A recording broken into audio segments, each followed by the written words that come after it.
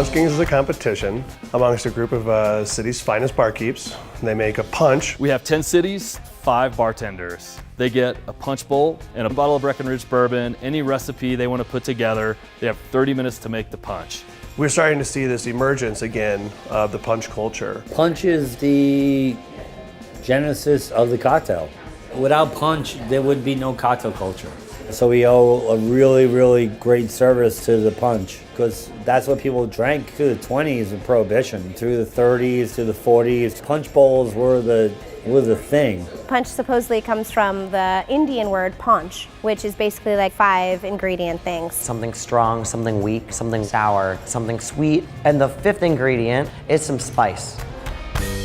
Last Call is the grand finale of the Punch Kings competition. So out of a 10-city tour, 50 top bartenders, 10 rise to the top to go to Last Call, and then whoever wins Last Call is the Punch King. The reason why I think Cochon and Punch Kings tie together so well is because they're both focused on quality and they're both focused on community. We were hosting events around the country, and Cochon Y5 was growing and everybody wanted to go have a good time afterwards, so we needed these after party locations. I was like, all right, we're gonna bring all these amazing people to the restaurant and bar. I suggest that you guys batch up and make some punches. No one was really doing punches. It wasn't happening on a national platform.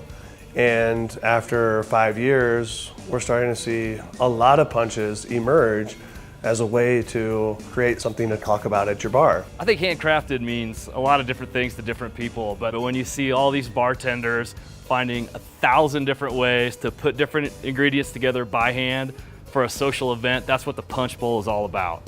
It's a journey to get back to stuff that's made by people with purpose and passion. More and more you see large format punches pop up on people's menus. And I don't think things have changed. Maybe technology has changed, but I think classic technique has not. You know, anybody can throw together, maybe like a Long Island iced tea at your house, but handcrafting is perfectly measuring each ingredient to get the flavor that you're looking for. In terms of what a bartender looks for in their ingredients, it's when the sugar content in the actual fruit is at its finest. If you can capture that in a syrup or in an infusion or something like that, that's really going to give you the best result at the end of the day.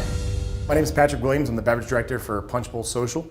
We got 6 locations across the country, opening 3 more this year, competing in the Punch Kings. So I wanted to highlight the elements of the bourbon. I've got my exact measurements here for my batch. You can make mistakes on the fly once the competition starts. So I've got medjool date infused Breckenridge spiced rum as my secondary spirit. I'm gonna start with that in my batch.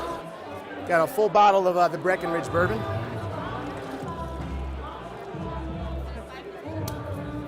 Don't want to waste a drop.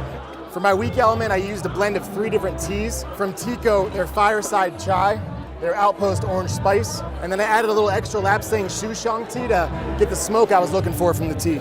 So I have fresh squeezed blood orange juice. They're lovely and in season right now. And my last ingredient here is a medjool date syrup. So definitely a kind of a nerdy cocktail for sure. I'm gonna put about half of this in and then taste the punch, see where we're at, because I don't want the punch to be too sweet. I don't like to talk smack. I mean, we're all friends in this industry.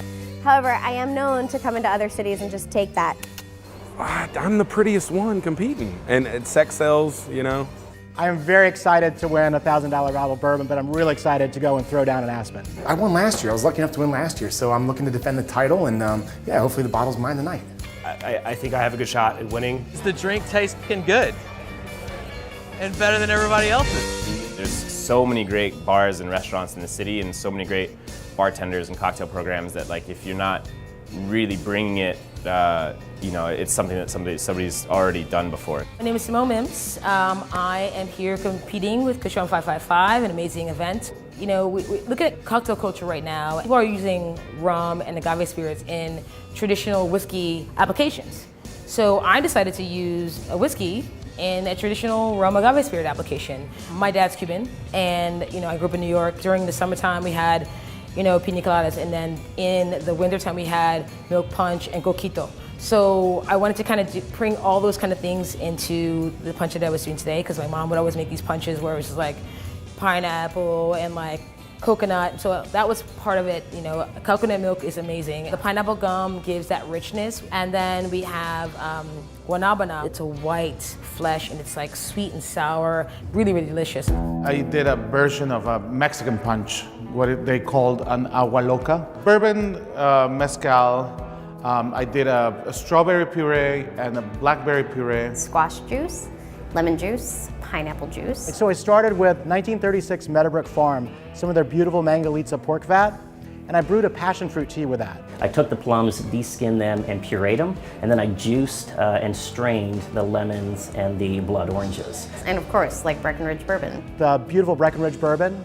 and with a Japanese drip tower, put inside black limes, Freak of Nature oolong tea, and tonka beans. My name is Dane. I am the beverage director for Brian Voltaggio. So I run the bar programs for all of his restaurants, and I was competing in Punch Kings. I did a mushroom punch. Oloroso sherry that was infused with shiitake, porcini, morel mushrooms. It had pickled morels. Right now you can act like there's spring ingredients, but there's not. The big spring ingredients that are coming out right now are gonna be herbs and mushrooms. We wanted to utilize those. They're not utilized a lot in cocktails either.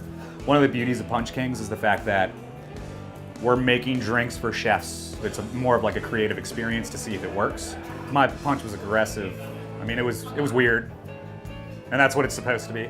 But the beauty of being a chef-driven concept is the fact that all the ingredients we make by hand. I mean, it says handmade on my hands, you know. So for me, that's the most important part. It's being very in touch with what you're making. I try to treat drinks like we treat our food at the restaurant, and that's kind of just trying not to mess up pure, simple, delicious ingredients. Fresh, and a little bit of love.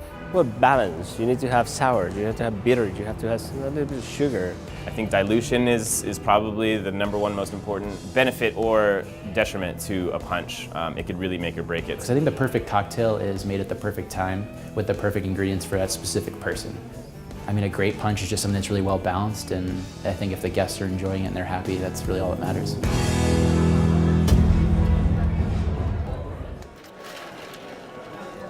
That's it, fuck it, it's money. Okay.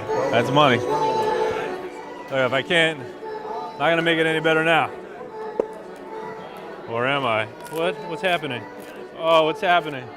Oh no, it just got tastier. Very good, man, thank you. That's beautiful, by the way. You know, I'm just feeling it out. I like to measure cocktails and stuff like that, but it's a real art to a punch, you know? I like it. So I like to build it slowly. Or maybe I just forgot to pre-juice all my lemons.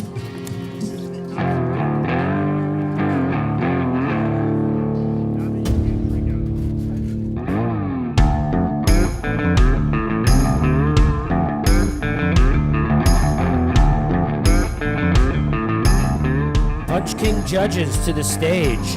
All my Punch King judges to the stage.